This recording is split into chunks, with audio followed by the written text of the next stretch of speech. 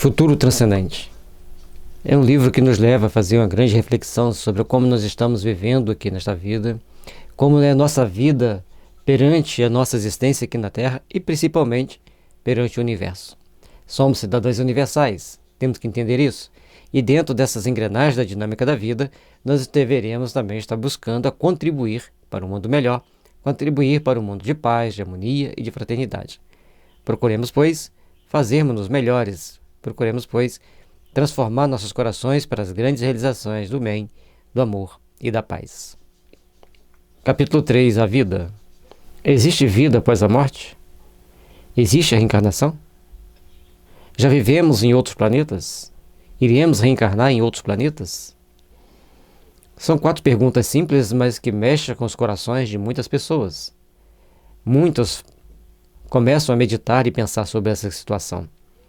Por mais que as pessoas falem assim, isso é lá para o futuro, não me interessa muito, mas num dado momento passa a interessar demais. E também sempre vai existir a curiosidade. Quem eu já fui, quem eu serei, de onde eu vim, para onde eu irei. São questões que todos nós procuramos fazer ao longo da nossa existência, mas como estamos realmente agindo para que na espiral da evolução possamos estar sempre no sentido ascendente, crescendo e fazendo essa espiral verticalizar tanto quanto possível. É a nossa busca, é o nosso processo de evolução, é a nossa tentativa de fazermos-nos cada vez melhores. Como podemos encarar a vida? De que forma vamos encarar as realidades que temos aqui?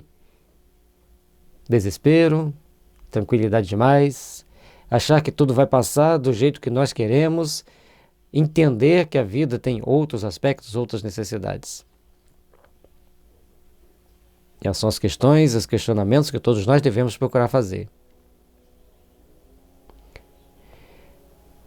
De que forma a vida se expressa sem a matéria? Existe alguma possibilidade de ter uma vida fora da matéria que nós conhecemos? Então, são esses pequenos detalhes que nós temos que observar para procurarmos entender como é essa relação espírito-matéria. Se o espírito existe, como ele existe e de que forma ele existe. Então, muitas vezes, as pessoas têm um pensamento muito concreto, difícil de entender aquilo que transcende a realidade material. Outros idealizam demais, são muito idealistas, tentam buscar interpretações das mais variadas para o mundo espiritual. Mas como ele é na realidade? Existe alguma filosofia que possa explicá-lo melhor para nós? São questionamentos que todos nós fazemos, que todos nós buscamos ao longo da nossa existência. Podemos acreditar que existe vida após a vida? Após sairmos desse corpo físico, existirá uma nova vida? Ou a vida é simplesmente um conjunto de reações químicas que nos mantém vivos? Se fosse assim, existiria muita ingratidão por parte de quem criou esse sistema de vida, porque quantos vivem na extrema pobreza, na extrema miséria, em situações de grande dificuldade, de grande... Calamidade é uma palavra muito forte, né?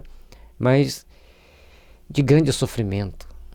A pessoa quer algo mais, quer mais, mas ela está presa a um conjunto de sofrimentos. Então, deve existir alguma forma da gente repensar a nossa existência, repensar a nossa vida.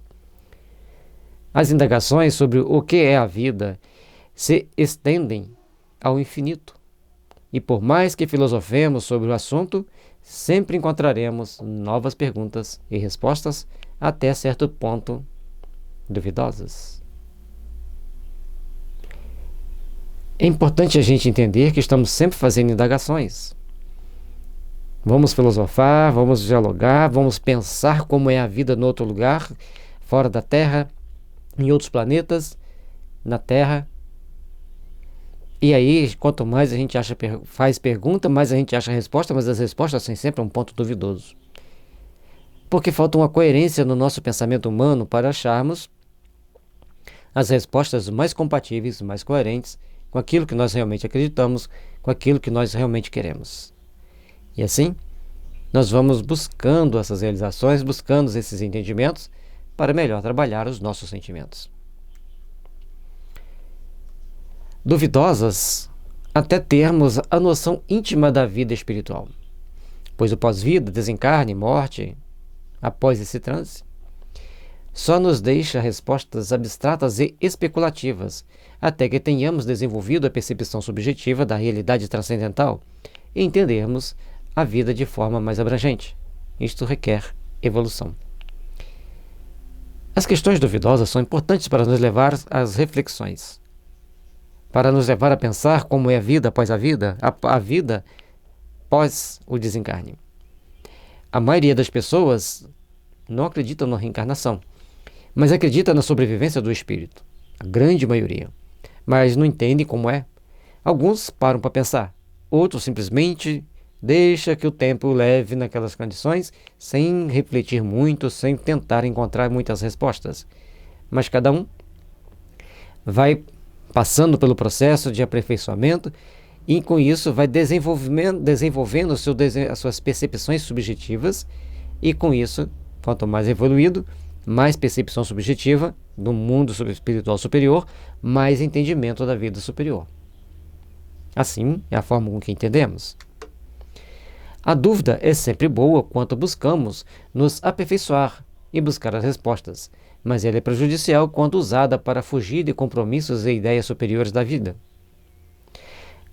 adiando a implementação de uma reforma íntima, isto é, a adoção de uma moral e uma ética superiores, de entendimento e ação. Portanto, podemos buscar uma reformulação de conceitos e ideias visando viver aqui e agora, mas pensando que existe um futuro transcendental que nos espera,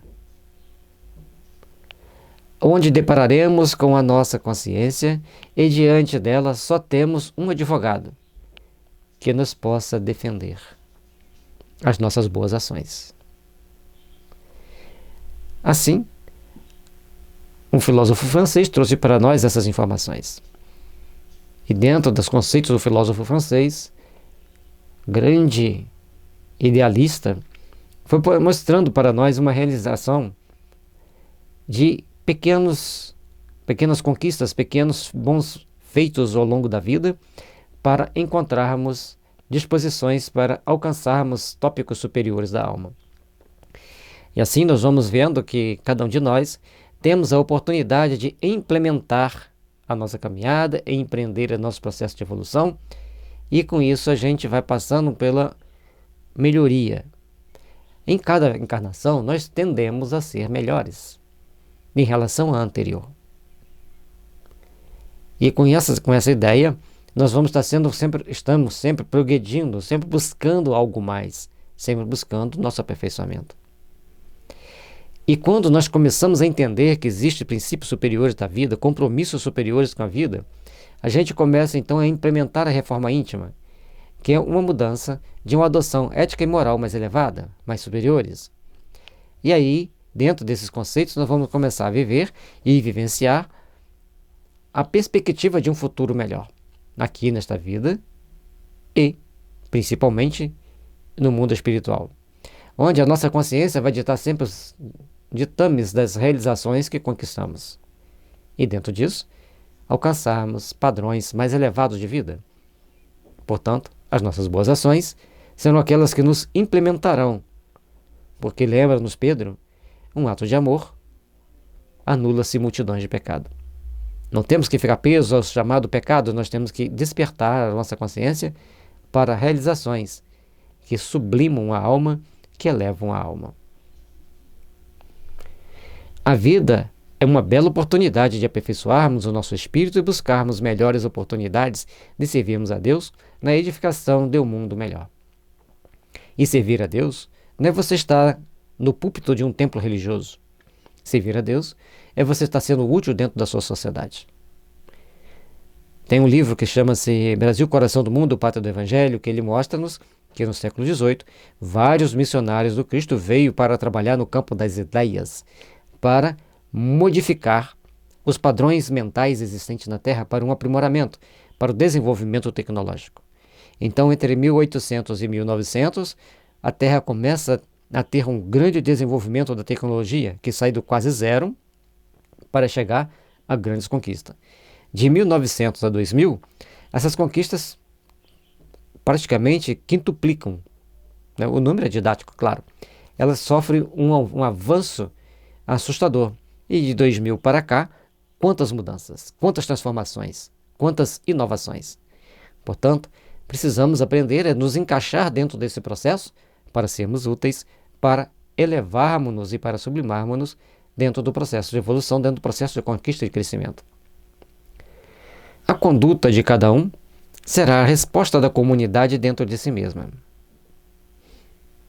Desta forma, se cada um passar a agir sem uma estrutura psicológica baseada em uma moral e ética superiores, o mundo tornar-se-á insuportável.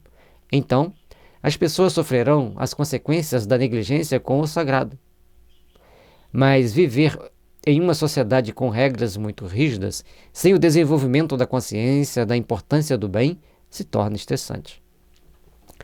E aqui a importância do ponto de equilíbrio, ao caminho do meio ensinado por Buda. Porque se nós buscarmos alcançar muito desenvolvimento intelectual, esquecer a parte moral e ética, nós começaremos a passar por certas situações constrangedoras. Por outro lado, se nós procurarmos, dentro do conceito de vida que nós temos, agir com extremo rigor de impor regras aos outros, também será muito estressante para ambos os lados. Porque o que tem que acontecer então? A ética e a moral tem que ser um processo que vai se estabelecendo nos seres humanos pela educação, pela conscientização e pela sublimação dos sentimentos. A partir do momento que a gente vai sublimando o sentimento, a gente vai colocando na balança se aquilo que eu estou fazendo é bom para mim, se é bom para os outros.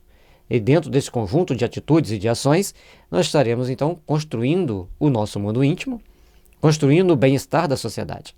Portanto, a conduta de cada um será a resposta da comunidade dentro de si mesma. A comunidade é a somatória da conduta de cada um de nós. Se um começa a pisar na bola, olha o que acontece. Se vocês estão em uma pandemia, aí a ciência, a autoridade definem que é um tipo de ação dentro dessa pandemia. E um grupo de pessoas fala, não vamos fazer isso não, porque esse pessoal está errado. Ao invés de procurarem, observar, se instruir, se informar, simplesmente atiram pedra. E as consequências vêm para toda aquela comunidade. E não é só tirar pedra, é tomar atitudes rebeldes. A rebeldia, ela faz parte do progresso. Mas a rebeldia inteligente, a rebeldia simplesmente rebelde, leva todo o progresso por água abaixo, porque a conduta de cada um será a resposta da comunidade dentro de si mesma. O ideal é conscientizar, dar um ideal superior para que as pessoas entendam o real significado do faça ao teu próximo o que gostaria que fosse feito a ti mesmo. Essa máxima trazida por Jesus é o ponto de partida para nós procurarmos entender a nós mesmos e o próximo. E cada um de nós temos que procurar fazer as devidas reflexões, trazer para nós os devidos entendimentos para o crescimento, para o aprimoramento, para o aperfeiçoamento de nós mesmos. Busquemos então nos aperfeiçoar, busquemos então nos aprimorar. E a vida sempre nos retribuirá com aquilo que mais precisamos, com aquilo que mais temos necessidade de passar ao longo da nossa caminhada para crescermos, para esse encontro conosco mesmo, para esse encontro com o Altíssimo. Façamos, pois, então, o melhor para que o melhor esteja sempre nos envolvendo e nos fortalecendo ao longo da nossa caminhada. Em cada momento que deparamos com a nossa própria existência, é um momento ímpar para entendermos as ações que devemos tomar e as atitudes que devemos colocar em nosso passo a passo para a edificação e para a transcendência das realizações superiores da nossa existência. Paz e luz, que as bênçãos celestes estejam sempre nos fortalecendo para que o prana divino nos fortaleça no caminho do processo evolutivo.